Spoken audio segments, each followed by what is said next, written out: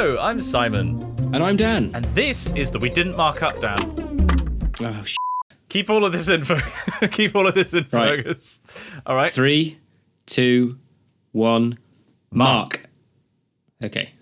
And this is the Wikicast, a podcast where Wikipedia takes us to a random article and we talk about what we find.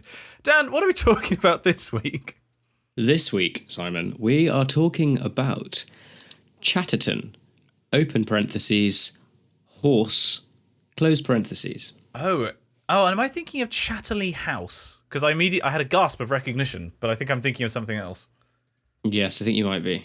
Because Chatterley House is that a royal house or something? Or I'm getting confused. There's a Chatterley something that's royal. Isn't there? Am I going mad?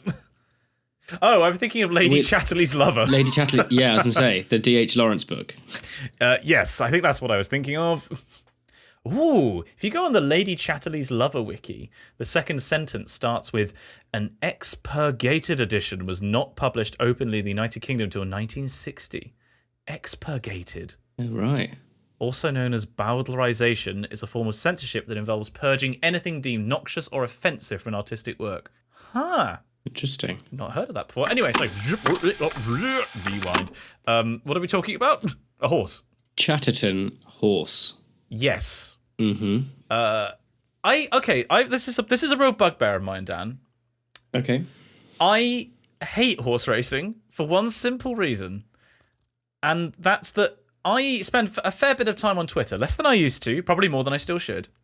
And what you'll often find is there'll be, in the trending news section, alongside all the doom and the apocalypse that's sort of slowly unfolding, there'll be something like, I don't know, Queen Elizabeth's teapot. And you're like, oh, why are lots of people clicking, why are people talking about that? I'm going to click on that. And every single time it's a f***ing horse. Every single time I think something interesting has happened in the news, there will be some racehorse that's done something. And they always have these names that sound like interesting topics. And I'm just sick of it. And it happens constantly. Yeah. I really wish there was a setting in Twitter that I could turn off. And I don't want any horse news. This is one of my biggest bugbears. I'm slightly astonished this hasn't come up on the podcast before. Maybe it has. But I'm just airing it again, Dan. Really annoying.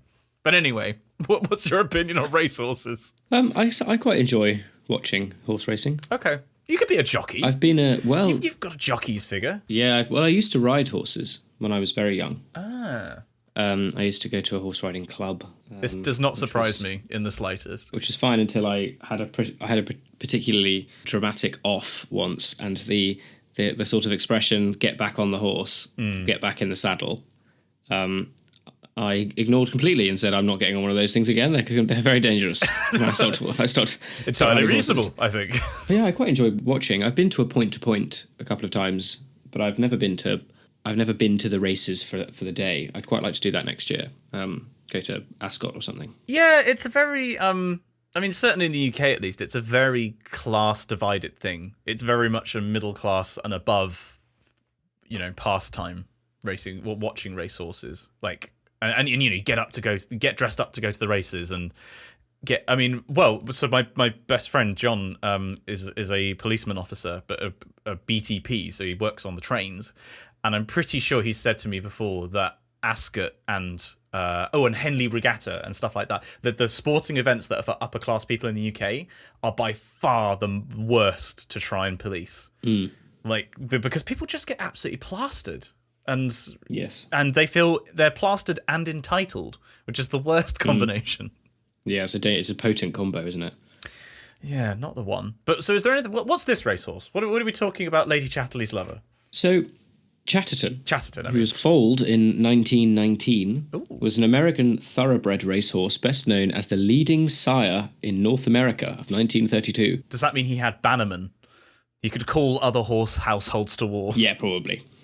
1932, when his son Ferreno won the Belmont Stakes. During his career, he won 15 of 32 starts, including the Autumn Handicap and Falls City Handicap. So wait, is this horse famous because they were good at horsing, or are they famous because they were good at f***ing and making other horses? I think a bit of both. Right. So Chatterton was originally retired to Kelly's Stud Farm in California. After Kelly's death, Chatterton was transferred to Claiborne Farm in Kentucky. In 1932, he stood at Arrowbrook Farm in Illinois, but returned to Claiborne in 1933 after his son's win in the Belmont Stakes that we just mentioned, helping him make leading sire in North America. So because his son won, Right. they were like, oh yeah, he can be leading sire now, because he sired a total of 213 named foals, 107, 50% of which became winners. His 11 black-type winners included Ferrano and champion filly Current. Oh, so it's still got an active dynasty. Like, this horse's DNA is still racing around tracks. I think so, so I'm looking at the background. Chatterton was a chestnut horse bred in Kentucky by August Belmont II, who had also bred the great Man o' War on the same cross of Fairplay with a daughter of Rocksand. Now, I've just clicked on Man o' War, and there's an enormous Wikipedia article about this, and Man o' War, March 29, 1917 to November 1st, 1947, was an American thoroughbred racehorse who is widely regarded as the greatest racehorse of all time.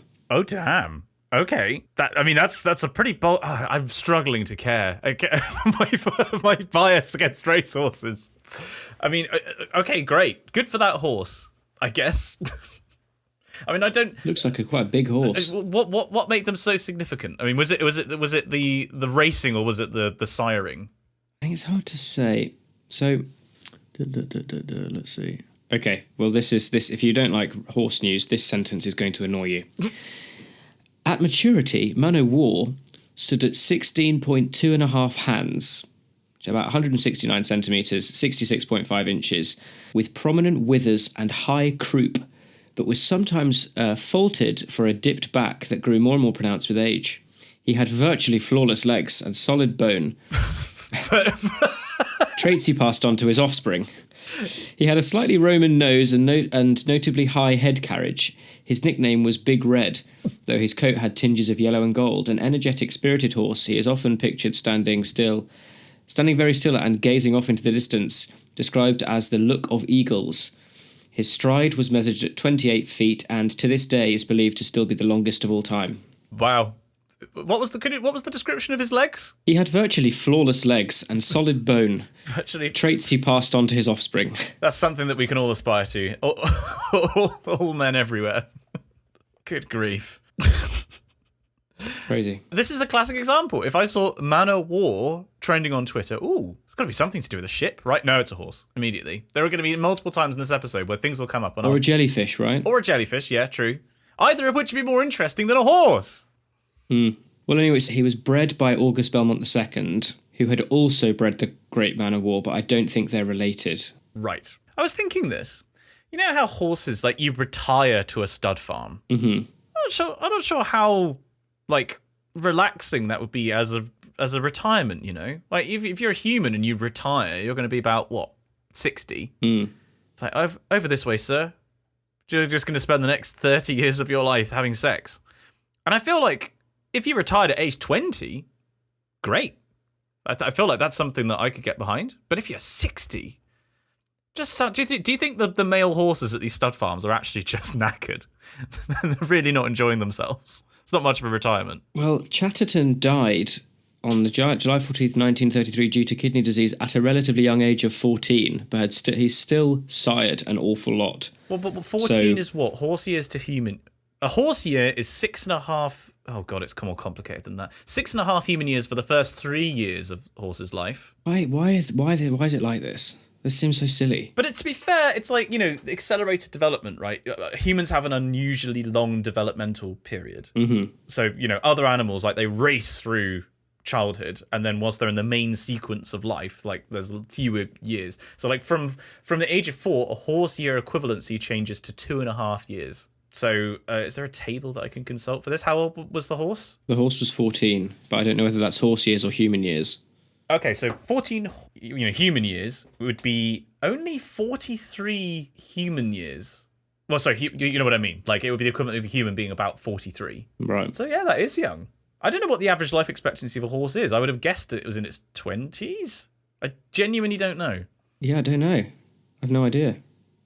But, there you go. Well, RSVP Chatterley, you were taken from us too young. You could have been having sex with other horses for many, many more years. I also was just to sort of as an idle speculation thing, looking at who has left the most descendants on Earth. So, do you know Secretariat or Big Red, the horse? No. So, Big Red was a very famous horse. Big Red. The only horse that I know of and that has its own Wikipedia article is Patu. Right. Which is if you haven't heard this story, this is a good one. It was the owner told the stable boy that the horse was called Potatoes. Mm-hmm. But then what the stable boy wrote on the horse's door was P-O-T and then 8 O's. So it says Patu. Ah. And apparently the owner found it so funny that he was like, yeah, that's the horse's name now. It's Patu. But that's the only one I'm aware of. Chestnut, Master, blah, blah. Yeah, so Big Red's total earnings while he was racing was $1,316,888. Good grief. Versus Chatterton, $26,000. How much of that money do you think Big Red saw? I don't want to cast aspersions here, but I think that the Big Red may have been mismanaged and they didn't actually see very much of that money. Well, I've just gone to the bit, there's an enormous section on Big Red's retirement, stud career, and death. Right. He died at age 19. He was euthanized at the age of 19 because he became afflicted with laminitis, which is a disease that affects the feet and... It's when they swell up. It's if they eat too much grass. Feet of ungulate, and found mostly in horses and cattle, yeah. I know that much. I dated a girl who... My first girlfriend was a big horse girl. As in, no, she wasn't like a big horse. She... My first girlfriend was a big horse. Wow. Gosh, you've never told me this. Yeah, that horseshoe above the door is actually one of hers. learn something about you every time we talk. It's lovely. Wow. Sorry. It's still going. My first girlfriend was a big horse. Your grandmother was a bee?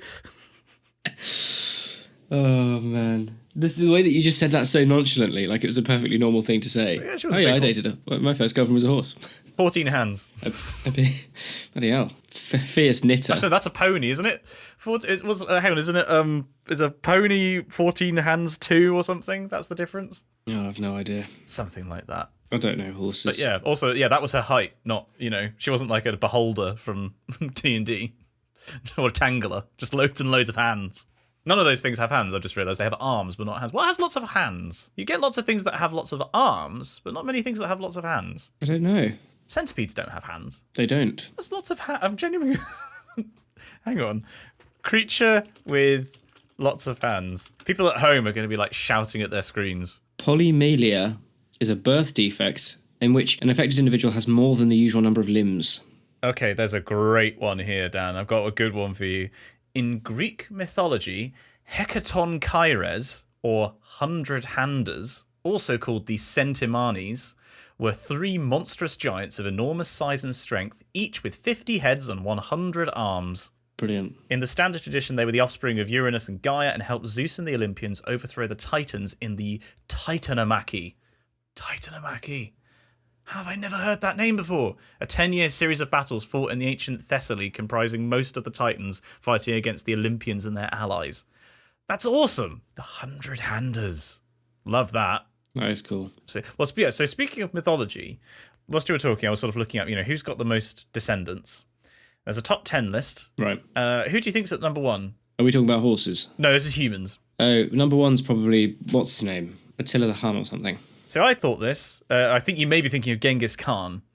Yeah, I'm thinking of Genghis Khan. Because that's the one that everyone sort of thinks about. His apparently 1 in every 200 men on Earth are directly descended from Genghis Khan, which is kind of extraordinary. But if you go to number 1 on this list, it's Eve. Okay. According to the biblical Gotcha. account, Eve is the mother of all humanity, giving her nearly 7 billion living descendants, and well over 100 billion since time began. Great, thanks list. Although it does make the interesting point about mitochondrial DNA, because mitochondrial DNA is passed through the maternal line. So there is like one person that you can trace modern humans' DNA back to, which was about 200,000 years ago, which is pretty cool. Above that is Abraham, then Muhammad. Charlemagne is apparently there. Oh, yeah. Had 20 children, of whom a few carried on his empire. It doesn't say what happens to the other ones. Like, they became bakers and candlestick makers, I guess. Apparently, he has half of the population of Europe is descended from Charlemagne, which is kind of amazing. Above him, I've never heard of this one. Everyone else on this list I was pretty familiar with, but Gwilym of many conquests. I bet. A 9th century Welsh nobleman and ladies' man, end parentheses, managed to sire enough children that today 7 million people are direct descendants of this smooth-talking common ancestor. A balladeer known for his gilded, tunic-dropping verse. Wow. Wow.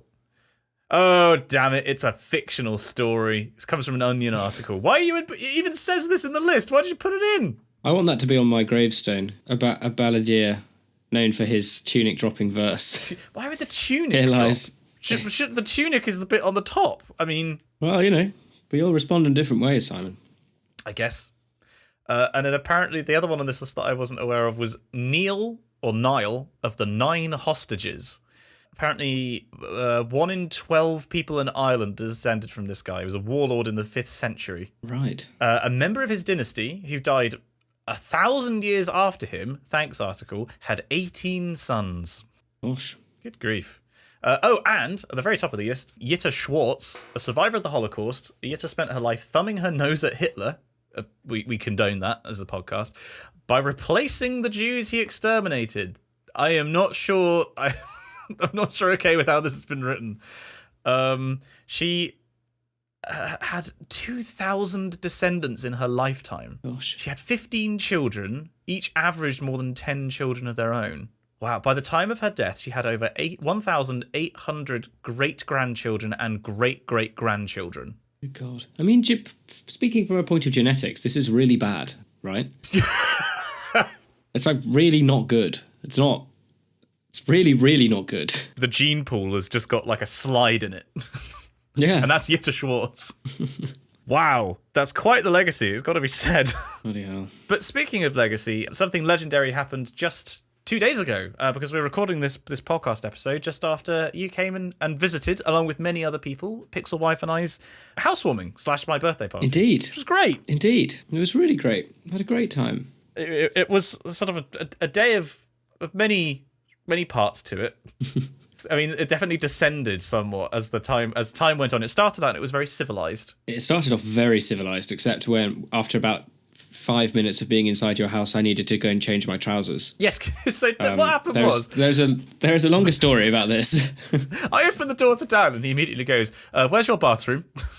Like, walks away and it's just sopping wet on the back of your trousers. I was very kindly given a lift up from Exeter with our dear friend and director of Chapel Music, Michael Graham. And I think it's safe to say that there's something going slightly... The back seat of his car is less of a car and more of a pond, I realised about halfway through the journey. Whether there must be sitting water somewhere, and when somebody sits on a seat, the seat lowers slightly and then water gets sort of sucked up through the seat and decided to deposit itself on my sort of back and all the back of my trousers, which wasn't great. But obviously that's quite a long story to explain. And Michael didn't help the situation at all when I then came back into the room and everybody else who was at this sort of party were rightfully querying why I'd suddenly changed outfit. And without missing a beat, Michael had just said, oh yeah, Dan pissed himself on the way up. And no matter my then sort of like, haha, very funny, no, let me explain, that's now just, that seed is planted in the minds of everybody. Yeah. Oh, it's so they're all going to be thinking, maybe he did piss himself. Yeah, maybe he did piss himself. Anyway, needless to say, I didn't. And I felt much better after changing into dry clothes. Oh dear. It was, I mean, well, there was that. And also, so recently Pixel Wife and I installed a Ring doorbell, which yes, is great. It's a good peace of mind while I'm away and I can see. It also basically means that Pixel Wife and I can have no secrets from each other ever again. Like, literally, I came home the other day and I was like, what's that guy on a bike doing here? And she was like, oh, I got a cheeky Deliveroo. Like, obviously forgot that I could see this as well. But it also meant that at about, I think it was approximately 1 a.m, but the clocks went back, so it was really more like 2 a.m. There was just you and our friend Ed Dunn out the front of our house. What he appeared to be doing some sort of spiritual healing on you because you were just sort of laying flat on your back on my driveway, and he was just sort of waving his hands over you. I'm not quite sure what he was trying to accomplish. Yeah, I don't know. I think he was trying to bother me to the point of which I would just want to move to get away from him. What, like me and my pets? Basically. Which also, yes, this is something that I want to mention. I want to air on the podcast. So, Pixel Wife and I adopted Susie, our lovely cat, who was very shy, and she was very brave for bits of the party, and sort of, lots of people came up and wanted to say hello to her, and she was very patient. And Adam, our previous editor, Adam, and admin of the Discord, and his partner came up and, spent a lot of time with Susie. Dan came up, however, and this was somewhat later in the night. You decided that the best way to try and break through this nervous animal's facade was to speak Dutch to it. Yeah. Can you explain why? Well, as people may have suspected, quite a lot of us did get very, very drunk. No. This is slander. No. Lies, deception. I know, it's very, very shocking. Yeah, and I don't know, clearly my brain was like, yep, we're just going to try and remember as much broken Dutch as we possibly can. Broken being the operative word. But what happened was, at the end of the night, when I was tasked with, I've got to get Susie out from under her table upstairs, she has a little spot, and put her downstairs so that she doesn't disturb the people who were staying up in her room. There was me pulling her out from underneath this table, and obviously she's got her claws into the carpet and is kind of resisting this. And I'm like, oh, come on, baby, it's all right. And I just look over and I see Dan in a somewhat state of undress at this point, sort of sweating and holding out a fistful of dreamies, like a full, like you've just taken a fist and put it straight in the tub. And you were like, oh, come and see here if you can put it was like, I'm not convinced you know enough Dutch to form the sentences you were forming. You were basically just doing the Swedish chef from the Muppets. I mean, that's close enough. Especially bearing in mind that I'm talking to a cat. Yes. So there's me wrestling with this thing, and there's scope for artistic license. This small stable boy just, oh, look, would you like the dreamy? Oh, the dreamies. Oh, would you like the dreamies? Great for food. Like, it was quite beautiful, stunning. It was quite something. So thanks for your help with that, mate. That's right, it's fine. I'm always here to help, you know me. Yes, absolutely. But yes, that was part of a very fun, very eventful party. And yeah, I was saying this to Pixel Wife the morning after. I just feel like I love cooking for large numbers of people. Like Pixel Wife did the cooking for almost all of the cooking for the actual party, and I did breakfast the following morning. There's something just so satisfying about having like a large table of people. And I mean, I was frying up bacon for people, which I was guiding people to a treasure I cannot possess, and just like buttering loads of bread and doing the bacon. It's like, I don't know, felt like being a dad to a very large family. I liked it. It was that breakfast was so incredibly restorative. Yes, I remember sort of Pixel Wife had sort of thrust me a coffee, and I had sort of staggered to the kitchen table and was slowly consuming this bacon sandwich while it felt like my head was about to fall off. I mean, several people at that breakfast were in a very rough way. Yeah. It wasn't great. It was like watching a health potion go down. But then the aspirins kicked in, and we had, actually, it was so. I mean, it was sad to go, obviously, but I was driving back with Michael and Michael's partner, and I was in the back in the pond, and it was the most cozy autumnal drive back to Exeter. It's a really gorgeous route. It is. To your house. It's really, really beautiful. On the A roads, did you say? Yes, yeah. Exactly. But it was so like you driving through a lot of countryside and quite a bit of forest through points, and it was so autumnal, and it was windy, and then it started raining a little bit, and then the sun came out. And we ended up getting back to Exeter and then immediately going to Cote for a late lunch, which was lovely. It was just so nice. It's a gorgeous time of year at the moment. Like, it's just really... autumn has properly arrived now. Yeah, it really has.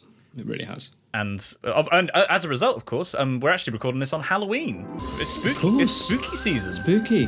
Yeah, we were greeted. We need to do a shout out to. I don't think we've ever shouted out Discord, but we ought to really say a massive thank you to them because Discord is sort of integral in the recording of this.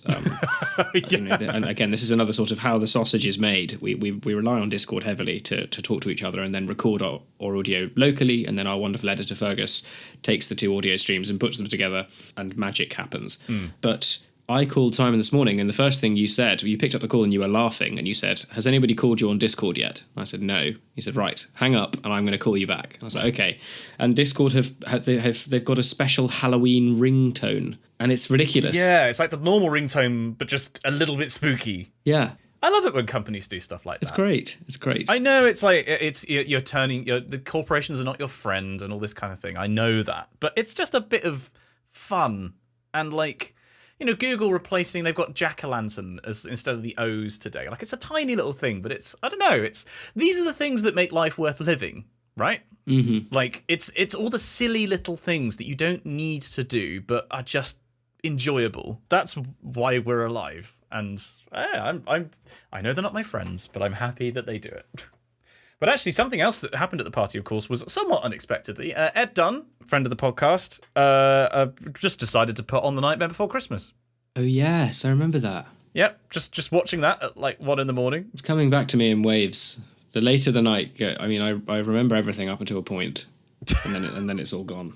I was listening to the fourth movement of the fourth and final movement of the Path of Miracles at one point. I remember that. Yes, you were outside my friend Claire, also a friend who's been mentioned a few times. I'm glad you finally were able to meet her at the party. Yes, she was very, very happy about the fact that it was just you two outside crying, listening to the Path of Miracles. Yeah, it was great. It was wonderful.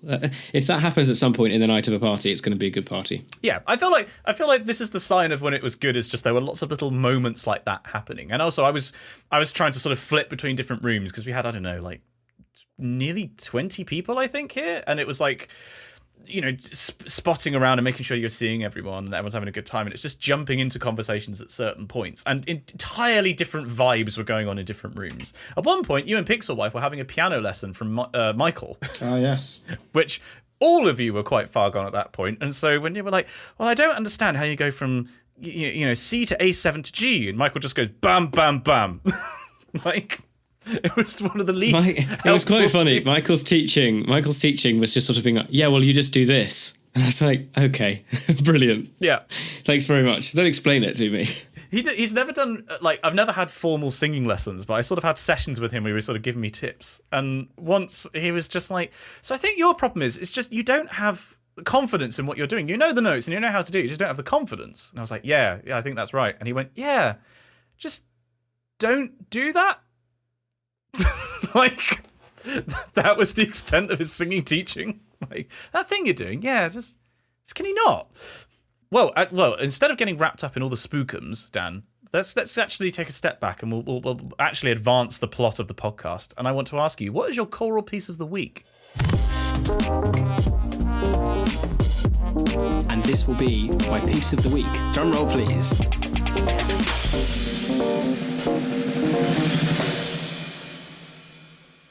Well, Simon, my choral piece of the week is an unusual one in that I only came across it 2 days ago, I think.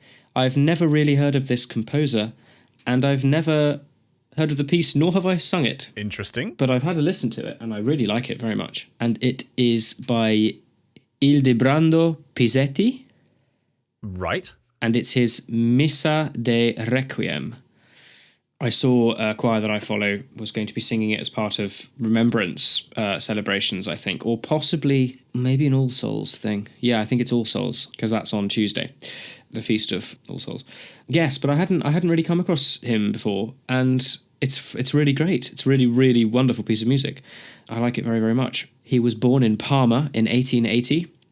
He was part of the generation 1880, along with Respighi, Malepiero, and Casella. Okay. They were among the first Italian composers in some time whose primary contributions were not opera. Yeah, but he's written a load of stuff, and he was, what does it say? He was named to the Royal Academy of Italy in 1939. As noted by Sciannameo, relations with the fascist government of the 1940s were often positive, sometimes mixed. He received at one point high awards. and the one symphony of his mature years was the product of a commission from the Japanese allies to celebrate the 26th centennial of the foundation of the Japanese Empire. Benjamin Britten's Symphonia de Requiem was also commissioned for this event, though it was rejected on account of its finale. Its original finale was rediscovered after Britten's death and only premiered then. I feel like if you have a mixed relationship with Nazis, with fascists, not Nazis, I feel like that basically is as good as being a fascist yourself, right? It's sort of an all or nothing kind of deal. I get. Yeah, is my exactly. vibe. Okay. All right. Interesting though that we've come to this as I have chosen this for the choral piece of the week when just earlier we were talking about the idea of expurgation. Yeah. The form of censorship involving purging anything deemed noxious or offensive from artistic work. You know, like how does that work between the art and the artist relationship? Yeah, death of the artist, right? Indeed. Death of the author, isn't it? Death of the author, precisely. This has come up multiple times on this show, I feel like. Yeah, many times. Interesting. Well, yeah, likewise. I'd never heard of this person. Very interesting. So I'll have to, I in the show notes, I always put the link to these things, and I will give a listen to this one, because that's a new one to me. But tell you what, I want to prompt you for something, Dan. I want something else from you on a choral piece, but I'm going to jump us over into Critics' Corner to do so. So the reason I want to pump you for some information, Dan, is I'm incredibly jealous because you went to a gig that I could not go to because I was sadly otherwise engaged. I was in Oxford giving a talk to the Physics Society, which was fantastic. But you went to see Tenebrae performing The Path of Miracles. I did indeed. And what was that like? It was marvellous. It was really, really amazing. I had a wonderful time. My partner arranged the tickets, and we had a really lovely day up in London, staying in Westminster with our dear friend Hugo Wickman. Love to see it. Also, a fascinating day to be in Westminster on that Thursday, because that was the Thursday that Liz Truss resigned. Yes, yeah. Our former Prime Minister. Because I heard the news. I was filming at the time in the Beescroft building, which is the new building in the Department of Physics, which was fascinating in itself. Gorgeous building, but no mobile signal whatsoever. And I couldn't get on the Wi-Fi because I'm not a student anymore. So I was entirely uncontactable for about 3 or 4 hours that afternoon. Left the building and my phone just detonated. Like, I've never seen such a flood of notifications before. It was wild. So yes, I was late to the party, but like you were a bit closer to the action. Yeah, it was very, very weird. Well, you were saying you were at a pub and there were some special advisors that were there, right? Yeah, there was a table of parliamentary special advisors sitting opposite us. We were in the Speaker, which is a lovely pub in Westminster. And they arrived maybe 15 minutes after us, and it was safe to say that they were on the beers. Yeah. So I don't know whether they were celebrating something or commiserating something, or it was sort of hard to say. But yes, it was an experience, that's for sure. And went home, had a little pre-concert drink with Hugo and Ridley, which was very, very nice indeed. Haven't seen Ridley in ages. And then wandered up to St Martin in the Fields. I've heard the second, third, and fourth movements live. Never heard the first one. My question is, do the overtones work in the first movement live? Yeah, they really do. Oh, they really do. I'm so jealous. It was amazing to hear the whole thing, and the using the space of St Martin in the Fields was great. You know, the choir was in lots of different places, and they sounded phenomenal. You know, it was really very good. Yeah, because I think when I saw them next to Cathedral, and I think it was the third movement, they split out into multiple quartets throughout the space. Did they do that for you? Yeah. And then at the end of the last movement, they sort of one by one peel off and leave the space. Exactly. Yeah, they slowly depart in groups of sort of 3. Yeah. And then you hear the last bit, the prayer to St. James. Yeah. Oh. And then they just walk off and the music stops when you can't hear it anymore. It was one of those moments where I didn't want it to end. And at the same time, I knew that if it did end, it would be perfect, if that makes sense. Mm-hmm. Yeah, exactly. Like, oh, God. God, it's just such a. If people haven't, we rave about it so much. I think I'm actually appearing on a podcast in not too long to talk about it as a piece of music. If people have not listened to The Path of Miracles by JB Talbot, you absolutely should. It's quite unique. It really, really is. But is there anything else that you've been consuming that you'd like to critique, Dan? Is there anything else? Oh yeah, I've watched The Watcher on Netflix. Oh right. Which is a sort of psychological thriller-y thing, which I thought was quite good. Mm-hmm. Quite enjoyed that. And I've watched the first episode of The Devil's Hour. Right. With Peter Capaldi. Oh, yeah. I've seen it. And in the advertising material, he still just looks like the Doctor. Yeah. Like, it's a little bit disorienting. Yeah, it's a thriller, and it's on Amazon Prime, and it's very, very, very good. Oh, okay.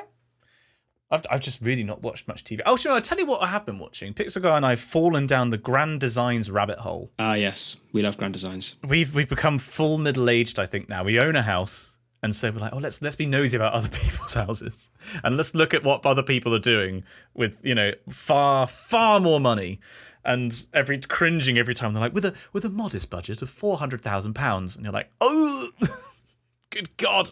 Yeah. But it's great. I do love how Kevin MacLeod just doesn't give a shit sometimes. Like, he just outright called people out. We watched one that was set in a little village in Cornwall where this couple were restoring an old mill. But basically, the outside was being restored to the way it looked. And then the inside, I thought, looked like sort of an Essex McDonald's mansion. Like, it just looked like nothing like the original. And he basically just completely called them out on it. Like, he's just quite a legendary figure, I guess, in sort of the property sphere. He's been going for 20 years doing this show? It feels like it's been about that long. Something like that, yeah. Actually, let's have a look. Grand Designs, when did it start? Been around for a long time. Started in 1999. Yeah, look at that. Good grief. If people don't know what we're talking about, Dan, what is the premise of Grand Designs? People request for Grand Designs to come and film the journey of them building a sort of dream house or building a particularly noteworthy house for some sort of architecturally noteworthy reason. So it could be sort of like an older sort of renovation of something. It's sort of like like any sort of real estatey buildingy show crossed with a sort of modern art edge to it in terms of the analysis. And Kevin MacLeod, the chap who presents it, is very sort of, what's the word? He gets very. I think he gets quite sort of. He's clearly very interested, and he's very into his art criticism and architectural art criticism, but also doesn't mince his words. He'll sort of say things kind of like, "Well, how much did it cost you? Because you went to £20,000 over budget because you wanted to play at being project manager." You're like, "Whoa, Kevin, yeah, careful." Yeah, it's a funny one.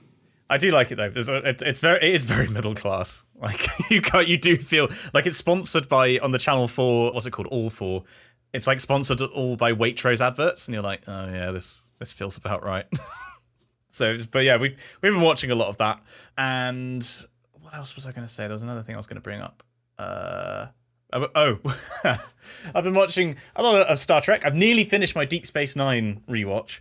And, well, I say rewatch. I've never seen these episodes before. There's an episode that I just watched called Take Me Out to the Holosuite, which may be the greatest episode of Star Trek I've ever seen. Because in the middle of literally the darkest arc in all of Star Trek, the Dominion War, and it's like really grim and dirty and nasty. There's a whole episode where they just play baseball. Like, a team of Vulcans basically come on board and are like, we're better than you humans, and we're going to prove it by beating you at your Earth sport, baseball. And then, like, the team from Deep Space Nine are, like, have basically never played before apart from the captain and his son. And so, like, they form this, like, this ragtag group of people, including, like, Worf the Klingon.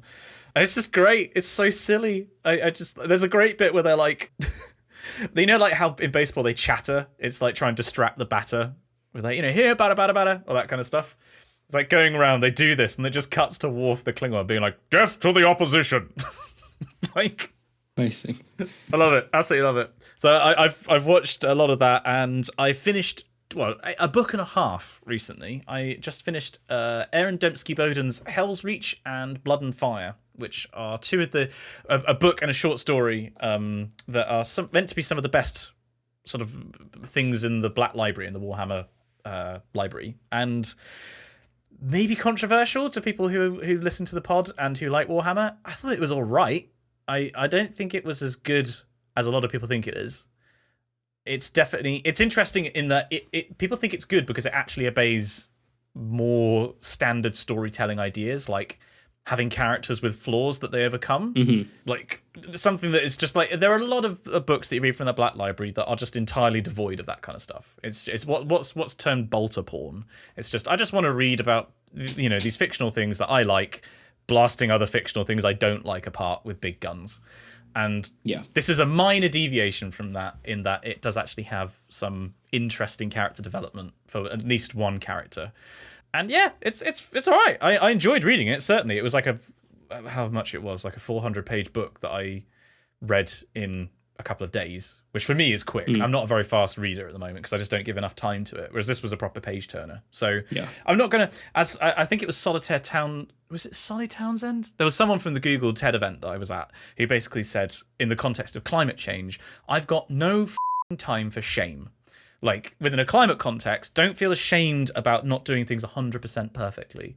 Which is, my quick shout out, by the way, Isabel, who came on the show as part of the Swedish Wikicast, and her friend came and visited Bath, and I showed them around. And we were talking about this with them, actually, how, like, in the climate sphere, a lot of people are, like, feeling a bit burned out in terms of climate activists by trying to do things as perfectly as possible. And I thought that Solly's point about, like, not having time for shame is a really valuable one. Like, if you know, you're not going to do everything 100% perfect, and it's far better to have a billion bad environmentalists than 10 perfect ones, you know, who can keep it up all the time.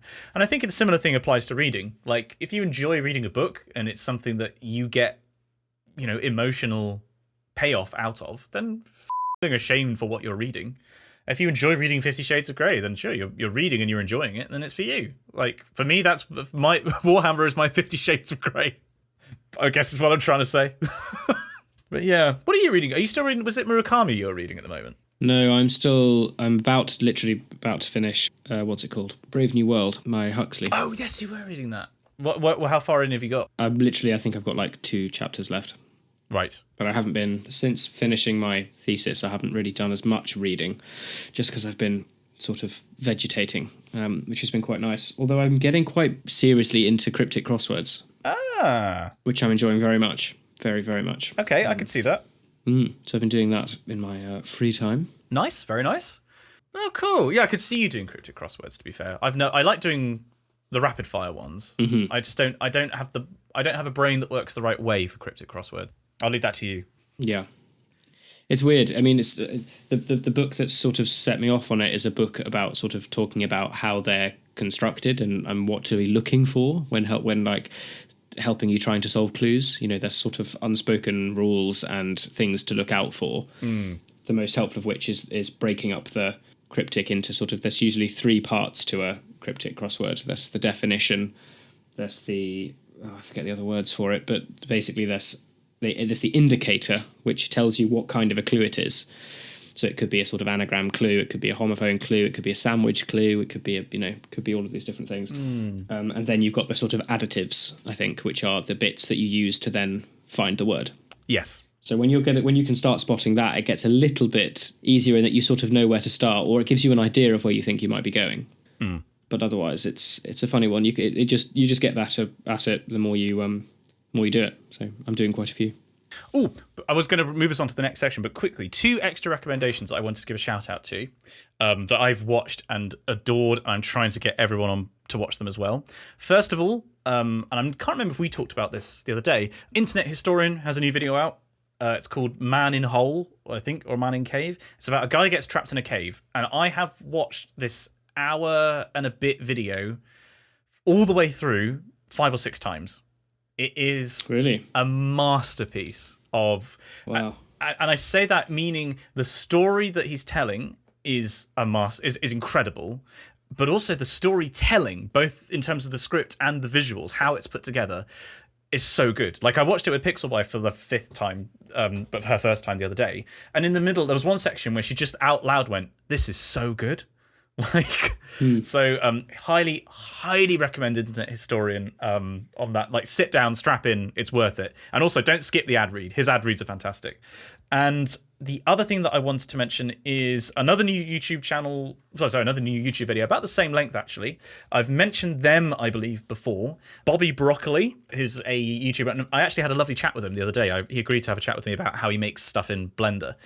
And he's done a video on basically the periodic table every now and again gets new elements added to it, right? And the way that you make those, and those are all at the bottom, the really, really heavy elements. And the way that you do that is basically smash stuff into other elements, hoping that it will cause the nuclei to form very briefly into a new configuration with a certain new number of protons and neutrons. And there's this idea that there's like an island of stability, whereas if you can do this and get them heavy enough, there's an island of on the chart of protons and neutrons where you can get an element that will decay a little bit slower, and so its lifetime can be maybe measured in seconds rather than milliseconds or nanoseconds. And it's this video that he's made about a guy who faked his way into creating a new element. Like he had claimed that he'd made a new element with this method, and it turned out it was a complete fraud. And how he did it and how it was uncovered. He did a similar one before about a guy called, is it Jan Hendrik Schoen, which is a 3-part video series, or maybe 2-part video series. All of his documentaries are amazing, and this new one is no exception. I'll leave a link to it in the show notes as well. Highly, highly recommended. But anyway, good grief, Dan. We've been talking for so long. We have. Gosh, I think it might be time for Patreon Corner. Patreon Corner. Top lad. So it's that time again where we find ourselves in Patreon Corner, saying an enormous thank you to those who support us on Patreon. That's patreon.com/the Wikicast.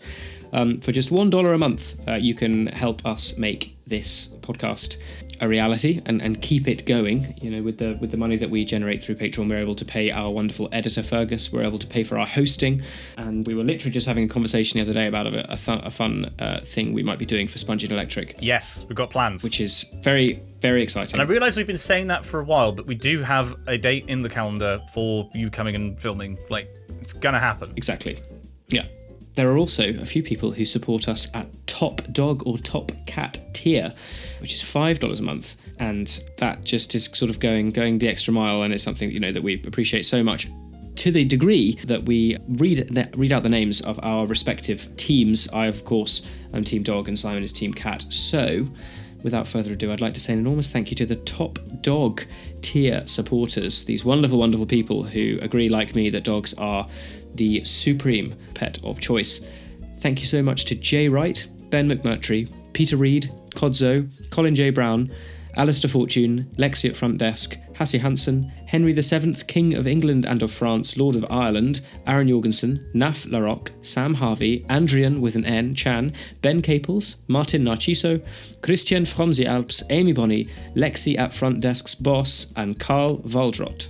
Thank you, guys. Well, especially after the events of the party, of course I'm Team Cat. Susie is perfection. And so I would like to thank our top cat patrons: Anna Reifer, Lewis Hobden, Jean-Claude Marais, Nathan Flaherty, Dame Valerie III, Abu El Ella the Physics Boy, Christopher Betterton, Izzy CC, Jack Easton, Simon P, Nafi Iftikhar, Layla Medina, Omar Miranda, Rents Kirk, Will Jenice Humphreys, Oliver Berghardt, Carl Mansfield, Isabella Strowski, Matt McGuire, and the one and the only Dan Hanvey. Thank you very much, everyone. You make the podcast possible. Now let's get on with the rest of the show. Top lad. We're going to start with a short one here, but it's a lovely one. It's from Darren from Lancashire, and he says, "Thanks for the podcast, chaps. That's our pleasure, Darren. I hope you're enjoying it." And he's also done an excellent 36.3043% of a Prince Philip. Oh, that's a point, because in the time since. No, we did do one episode previously, but I mean, previously we the joke was that the Queen Elizabeth was a dynamical unit. Now static. Now static. So do we have to update our unit of measurement of time to something else that's dynamic and so really confusing? We could follow suit with King Charles. Is that too logical for the show? Is my question. I think we need to leave it to the readership. Good point. Okay, yeah. Email in if we need a new unit of time. Justify it to us. I think we need something that's tentative, not fully logical. I think switching to King Charles is a bit too logical for us. But yeah, suggestions on a postcard. I would like to also read out an email here from Felix. So I asked in the previous episode, what would you do 4,000 years ago to spur on human progress, I guess, like make the world a better place by taking some of modern ideas and giving them to people 4,000 years ago. Felix has written in saying, hello, Simon and Dan. It's actually hello, Simon, comma, and Dan. Lovely. Second thought. Good use of the Oxford comma there. Very nice. Assuming no barriers, geographical, linguistical, or medical, I'd probably encourage the people in my... I don't think it's actually meant to be to a Gilbert and Sullivan tune. But assuming no barriers, geographical, linguistical, or medical... I don't know about you, but I immediately think of that number. Yes, yeah, totally. I would probably encourage the people in my village to develop critical thinking, which would hopefully lead them to innovate themselves, from Felix. Now, I'm just wondering, like, sort of critical thinking we think of as sort of, I think, being quite a universal human trait. But presumably there are, like logical arguments that you can codify, right? You can write down the steps of. Is that something that we take from, like, ancient Greek philosophers? Or... I don't know. Is that just the first time they were written down, maybe? Well, the tradition is always oral from its start, right? So it's probably it's probably when it was first written down. Yeah. But and I suppose, yeah, if you were to actually get sort of philosophical thought going 4,000 years ago, I mean, it's 2,000 years earlier than it happened. Mm. Now, that would be interesting. What is philosophy going to look like in 2,000 years' time? If what would the 2,000 years of philosophy that you'd catch up on be? Yeah. Would Marxism have arrived around the same time as Jesus? Because you could very much argue that Jesus was a socialist. What if he actually had like a Karl Marx figure at the same time? That's an interesting idea. What would philosophy look like in 2,000 years? It is, isn't it? The knock-on effects would be huge. Yeah. Okay. Well, Felix, thank you for that one. And we have an email here from look who it is, Simon. It's Brummy Mike. Oh, it's Greitings. Brummy Mike writes, to whom it may... Oh, this is the email is titled The Return No One Asked For. Okay, that's us. That's us. Brummy Mike writes, to whom it may concern, Greitings, you're right, it's Brummy Mike. Back with another confusingly written email. I've emailed a few times in the past regarding the fact I can't speak, the fact I can't read, and fish fingers, I think. That sounds about right. Seeing as you seem to care very little about what we put in these emails, I thought I could update you on each of these things, and thank you for the advice you've given. First, in about February 2020, in the Pixel Girl special, now of course Pixel Wife, I forced Simon into displaying his Brummy accent and asked Pixel Girl how to improve my French accent for my A-level French, given my disadvantage. She told me to look more into phonics and then joked that I should just move to France and become fluent. Simple. The phonics tip really did help. I shot from a B to an A star, largely through increased marks in the oral exam. Amazing. However, I have since undergone a weird metamorphosis from Brummy Mike into Bordelais Mike. I'm now studying at the University of Bordeaux. Oh, no kidding! Wow! So thank you, Pixel Girl, for the tips. I did not expect to actually take all of them. That's amazing. I am going to have to screenshot this and send it to her. That's amazing! Bordelais Mike. Bordelais Mike. Bordeaux. God, I'd love to go to Bordeaux. Yeah. 2. Around August last year, I wrote an email calling Dan Yes. So you're going to have to be more specific than that. We get a lot of that. Yeah, that's most of the inbox, in fairness. I had spent a week in Buckfast Abbey and he talked about it for the first time on the pod only a week or two after. Oh, I remember this. However, the main body of the email was to talk about my fear of reading and ask for tips to get over the intimidation of books. You suggested graphic novels and non-fiction essays, both of which have definitely helped to break down the barrier down to me. Although I can't still just pick up a book and read, I've graduated to reading along with audiobooks. I think there is some judgment from society, especially given I'm from a working class background, now living in a middle class academic space. But I'm now just happy. I can engage in my own way, and that works for me. Oh, that's wonderful. This is great. This is one of my favourite emails we've ever had. 3. I emailed at 5:30 a.m. in November 2020, very sleep deprived. You'd asked us to email about something in the episode before, but I couldn't remember what it was. It was about fish finger sandwiches. I have mine with just butter, served with chips from the chippy, just as God intended. Yes. I mean, you also want to put some ketchup in there, but that is how you make I immediately want one. I had a chip butty yesterday, and now I want one again. Oh, they're good, aren't they? Bloody good. And they say that white people have no culture. So, thank yous each for both the sincere and insincere parts of the pod. You've helped me and many others in so many weird ways. GG well played, Simon, on your marriage, and GG well played, Dan, on your academic achievements.